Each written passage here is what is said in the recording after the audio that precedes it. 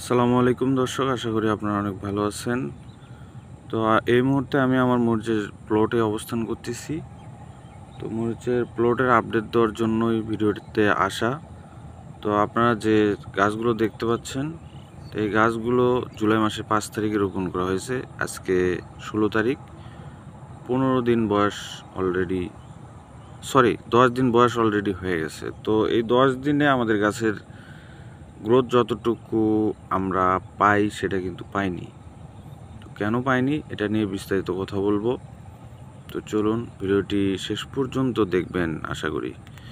তো এই গাছগুলো 10 দিন বয়সে আমরা কাঙ্ক্ষিত গ্রোথ পাইনি। এর কারণ হচ্ছে যেদিন থেকে আমাদের এই গাছগুলো রোপণ করা হয়েছে ঠিক সেই দিন থেকে এত পরিমাণের বৃষ্টি যে আসলে বলার বাইরে, প্রত্যেকটা দিন বৃষ্টি। তো এই গাছগুলো কিন্তু দেখেন বৃষ্টির চাপে কিন্তু গাছগুলো বাঁকা হয়ে গেছে। গাছ তো আমি চারা তো সোজাই লাগাইছি, তো এটা এই যে বাঁকা হওয়ার কারণ হচ্ছে অতিরিক্ত বৃষ্টি।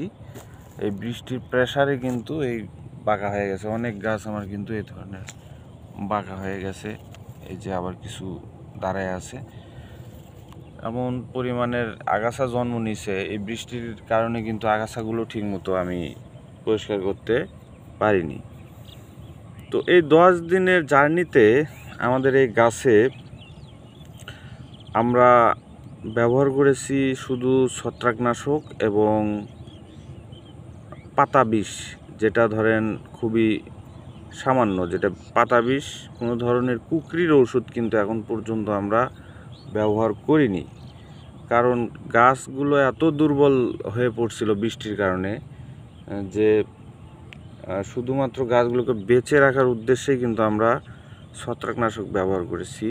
তো এই 10 দিনে আমরা ছত্রাকনাশক দেওয়ার সুযোগ পাইছি 3 বার। তো এই 3 বারে কিন্তু আমরা এই ছত্রাকনাশকটি দিয়েছি। তো ছত্রাকনাশক দেওয়ার ফলে কি হয়েছে, প্রচুর বৃষ্টি হয়েছে। তো আশেপাশে কিন্তু অন্যান্য অনেক গাছ মারা গেছে। তো আমার গাছগুলো এখন পর্যন্ত আমি টিকায় রাখতে পেরেছি আলহামদুলিল্লাহ। তো আপনারা দেখেন যে এই গাছগুলো এখনো যুদ্ধ করে বেঁচে আছে, এখনো কিন্তু যুদ্ধ করে তারা বেঁচে আছে। এরকমভাবে প্রত্যেকটা গাছই কিন্তু বেঁচে আছে। তো আশা করি শেষ পর্যন্ত টিকে থাকতে পারবো। যে ওয়েদারের অবস্থা এই মুহূর্তে, আকাশে কিন্তু প্রচুর মেঘ। এখন সকাল 6:30 বাজে। আজকে জুলাই মাসের 11 তারিখ। তো জুলাই মাসের 11 তারিখে আপনাদেরকে এই ভিডিওতে কথা বলছি। তো সম্মানিত দর্শক, আমরা যদি আজকে আবার যদি বৃষ্টি হয় এবং বৃষ্টির পরবর্তী যদি কোনো অনুকূল ওয়েদার পাই, তাহলে আবার কিন্তু আমাকে ছত্রাকনাশক ব্যবহার করতে হবে।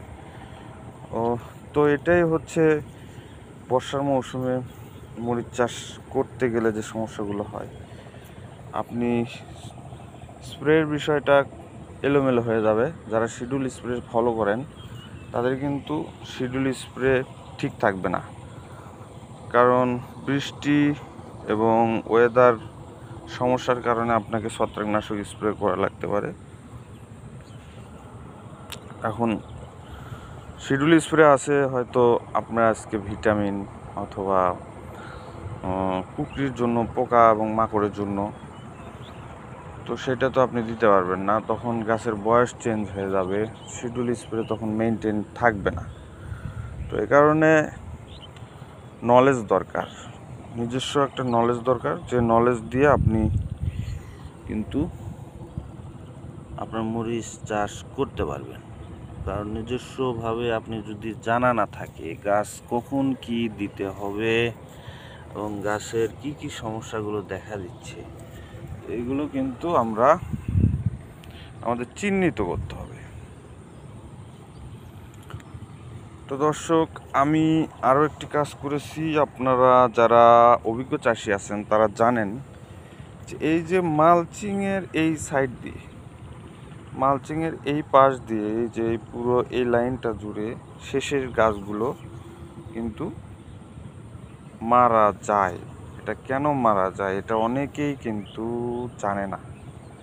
তো সেই জন্য আমি কি করেছি দেখেন, এই গাছগুলো যখন এখানে এই সাইডে অতিরিক্ত হিট লাগে রোদের, তখন কিন্তু এই মাটিটা অতিরিক্ত গরম হয়ে যায় এই পাশটাতে, এবং ওইদিকে লাইনের গাছগুলো ঠিক থাকে, কিন্তু এই পাশের গাছগুলো অতিরিক্ত হিট হওয়ার কারণে এই জায়গাতে দেখবেন যে ঘাস পর্যন্ত হয় না, ঘাস পর্যন্ত মারা যায়। তখন এই গাছগুলো আপনি বাঁচাতে পারবেন না। তা আমি এই গাছগুলো বাঁচানোর জন্য আমি একটা সিস্টেম করেছি। দেখেন, এই যে এগুলো ফুটো করে দিছি এই পাশটাতে প্রত্যেকটা লাইনের মাথায় মাথায় যে গাছগুলো রয়েছে, সেই গাছগুলোর এই যে চারপাশে কিন্তু আমি ফুটো করে দিছি। এই যে ফুটো করে দিলে এই ফুটো দিয়ে আপনার এই হিট টেম্পারেচারটা বের হয়ে যাবে, তখন কিন্তু এই গাছগুলো আর কোনো ধরনের সমস্যা হবে না, এবং আপনি অন্যান্য গাছের মতোই এই গাছগুলো সঠিকভাবে বেড়ে উঠবে। তো দর্শক, এইবার কিন্তু আমাদের এলাকায় মরিচের চাষ অত্যন্ত কম। এই যে আশেপাশে যে জমিগুলো দেখতে পাচ্ছেন, এই জমিগুলোতে কিন্তু মরিচ চাষ হতো, গত বছর হয়েছিল। তো এই বছর কিন্তু মরিচ কিন্তু হয়নি, তো মানে 50% মরিচের চাষ হয়নি। তো এখন আমরা যারা মাঠে নামছি, এবং আমাদের শেষ পর্যন্ত কিন্তু টিকে থাকতে হবে, এবং চেষ্টা করব শেষ পর্যন্ত টিকে থাকার। কারণ মরিচের চাষটা হচ্ছে ওয়েদারের উপরে। ওয়েদার যদি আপনার ফেভার না হয়, তাহলে আপনি যত কীটনাশক আর যত পদ্ধতি করেন, কোনো লাভ হবে না। তো দর্শক, ভালো থাকবেন, সুস্থ থাকবেন। আগামীতে আবারও আপডেট নিয়ে আসবো। আসসালামু আলাইকুম।